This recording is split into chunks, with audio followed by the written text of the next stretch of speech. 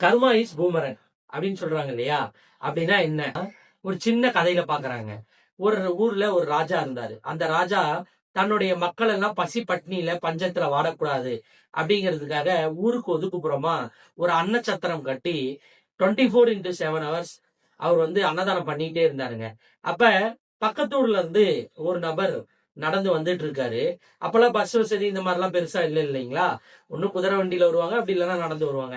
அப்ப நடந்து வந்துட்டு இருக்காரு. அந்த ஊருக்கு பக்கமா வரப்ப அவருக்கு பசி எடுத்துக்குது. அப்ப ஒருத்தர்கிட்ட கேக்குறாரு, ஏங்க இங்க சாப்பாடு எங்க போடுறாரு ராஜா அப்படின்னு. இன்னும் கொஞ்சம் தூரம் போங்க, ஒரு பரலாங்க போனா சாப்பாடு போடுறாங்க அப்படின்னு அந்த பர்சன் சொல்றாரு. அவரும் அதை நோக்கி பயணம் பண்ணிட்டு இருக்காரு. அதுக்குள்ள இங்க என்ன ஆகுதுன்னா, பாம்பு ஒண்ணு காட்டுல போயிட்டு இருக்கு. அந்த பாம்பை பாத்தீங்க அப்படின்னா கழுகு கொத்திருது. கொத்தி தன்னுடைய உணவுக்காக அதை எடுத்துட்டு போயிட்டு இருக்கு. அப்ப இங்க சாப்பாடு அந்த அன்னச்சத்திரத்துல ரெடி ஆயிட்டு இருக்கு. அந்த குழம்புல அந்த பாம்பு விழுந்துருது. அதாவது தவறி விழுந்துருது. கழுகோட கால்ல இருந்து தவறி விழுந்துருது. அப்ப என்ன ஆகுதுன்னா, அந்த குழம்பு ஃபுல்லா விஷமா மாறிடுது. அப்ப அங்க சாப்பிடக்கூடிய அனைத்து நபர்களும் பாத்தீங்கன்னா இறந்துடுறாங்க. இதனால பெரிய ஒரு பிரச்சனை அங்க ஓடிட்டு இருக்கு. இந்த சமயத்துல இந்த சாப்பாடு தேடி ஒருத்தர் நடந்து வந்துட்டு இருக்காரு இல்லைங்களா?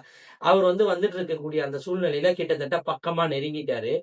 அந்த அன்னச்சத்திரத்துக்கு பக்கமா போயிட்டு, "ஏங்க இங்க ராஜா சாப்பாடு போடுறதா சொன்னாங்க. அந்த இடம் எங்க இருக்குன்னு?" கேட்கிறாரு. "இந்தா அங்கதான் இருக்கு. போய் சாப்பிடுங்க. ஆனா சாப்பிட்டா நீங்க செத்து போயிடுவீங்க. சாப்பாடு போட்டு அந்த ராஜா எல்லாத்தையும் கொன்னுட்டு இருக்கான்." அப்படின்னு சொன்னாரு ஒரு நபர். உடனே அவர் பயந்துட்டாரு. அப்ப என்ன ஆகுதுன்னா, இந்த கதையினுடைய நோக்கம் என்ன அப்படின்னா, கழுகு அனைவரையும் சாவடிக்கணும் அப்படிங்கிற ஒரு நோக்கத்துக்காக பாம்பு அந்த குழம்புல போடல. அது தன்னுடைய இரையை எடுத்துட்டு போகுது. அப்ப அந்த இரை தவறி கீழே விழுந்துருது. ரைட்டுங்களா? அப்படி இருக்கக்கூடிய சூழ்நிலையில சித்திரகுப்தன் யமதர்மர்கிட்ட கேட்கிறாராம். யம தர்மராஜா இந்த மாதிரி ஆயிரக்கணக்கான பேர் இந்த ராஜா சாப்பாடு போட்டு இறந்துட்டாங்க. இந்த 1000 பேர் செத்ததற்கான அந்த கர்ம கணக்கை யார் பேர்ல எழுதுறதுன்னு. அப்ப யமன் சொல்றாரா, அவன் ஒரு 5 நிமிஷம் வெயிட் பண்ணு, ஒருத்தன் வருவான் அப்படிங்கிறாராம். கரெக்டா அந்த நேரத்துல தான் இந்த சம்பவம் நடந்திருக்கு. நீ அங்க போய் சாப்பிடு, ஆனா நீ செத்து போயிடுவ அப்படின்னு ஒருத்தர் சொன்னார் இல்லையா? சாப்பாடு போட்டு இந்த ஊர் ராஜா எல்லாத்தையும் கொன்னுட்டு இருக்கான்னு சொன்னான் இல்லையா? அந்த பர்சன் பேர், அந்த நபர் மேல எல்லா கர்மா கணக்கையும் எழுது அப்படின்னாராம். காரணம் என்னன்னா, அந்த கழுகும் எல்லாரையும் சாவடிக்கணும் அப்படிங்கிறதுக்காக அந்த பாம்பை போடல. அதே மாதிரி எல்லா மக்களையும் சாவடிக்கணும்னு அந்த ராஜா சோறு போடல. இது எல்லாமே எதர்ச்சியா நடந்தது.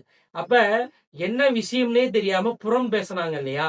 அதனால அந்த நபர் மீது அந்த கர்ம கணக்குகள் 1000 பேர் செத்ததற்கான கர்மாவ அவன் பேர்ல ஏத்திட்டாங்க. அப்படி இருக்கும் பொழுது நம்ம புறம் பேசுதலை விடுத்துட்டு நம்ம வேலையை நம்ம பார்த்தோம் அப்படின்னா உண்மையாலுமே லைஃப் ஜோரா போகும். அதை விட்டுட்டு மத்தவங்கள பத்தி நம்ம புறம் பேசுறோம்